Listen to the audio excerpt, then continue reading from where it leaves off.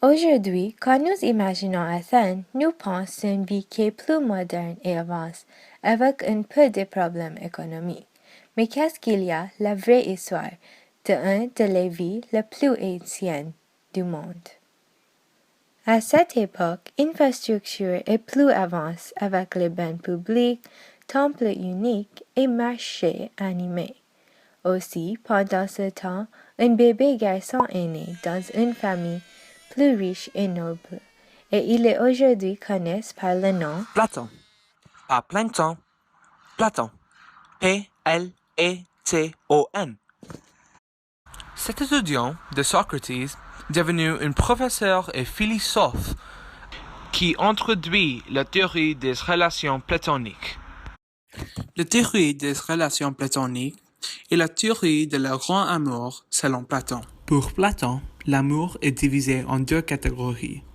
La première est connue sous le nom Eros, ou l'amour terrestre, dénotant le sexe et le plaisir primitif. Face à face, la seconde forme, connue sous le nom de Philia, dénotant l'amitié ou l'amour qui est plus intellectuel et plus spirituel.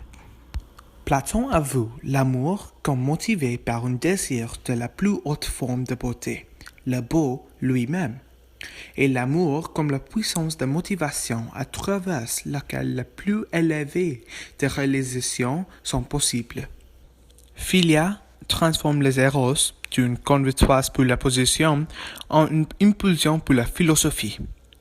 Platon a indiqué que les amants n'engagent pas les expressions physiques de l'amour car ils nous empêchent d'accepter moins que nos potentiels les plus élevés. La théorie des relations platoniques est juste une de les théories plus importantes de Platon.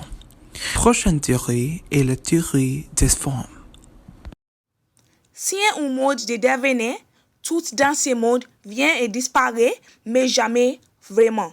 Le domaine physique et les matériels avec lesquels nous vivons et les interagissons dans notre vie quotidienne.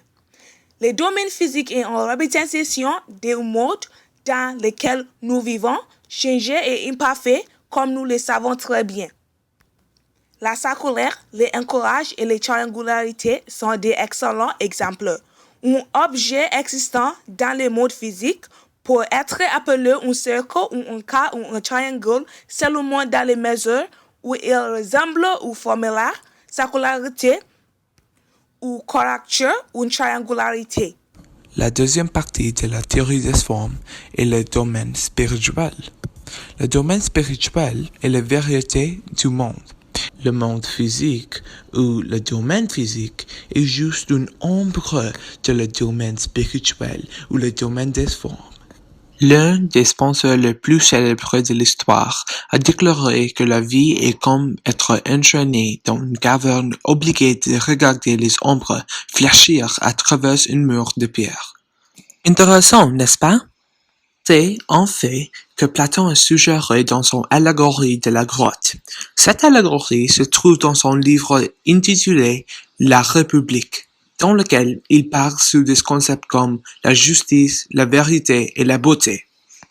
Dans l'allégorie, un groupe de prisonniers a été confiné dans une caverne depuis sa naissance, avec le dos à l'entrée, incapable de tourner la tête et sans connaître le monde extérieur. Cependant, de temps en temps, les gens d'autres choses passent par l'entrée de grotte et projettent des ombres et échos vers le mur où les captifs en face. Les prisonniers nomment et classent ces ombres, croyant qu'ils percevront des entités réelles. Soudainement, un prisonnier est libéré et amené dehors pour la première fois. La lumière fait mal aux ses yeux et il trouve le nouveau environnement désorientant.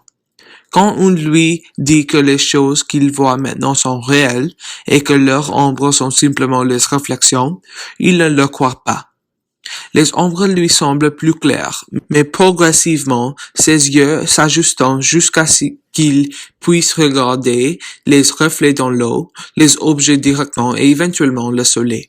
La lumière qui est la source ultime de tout qu'il avoue. Le prisonnier retourne dans la grotte pour partager sa découverte, mais il n'est plus habitué à l'obscurité de la grotte et il a du mal à faire en voyant les ombres sur le mur. Les autres prisonniers pensent que le voyage l'a rendu stupide et aveugle. Ils résistent violemment à toute tentative de les libérer.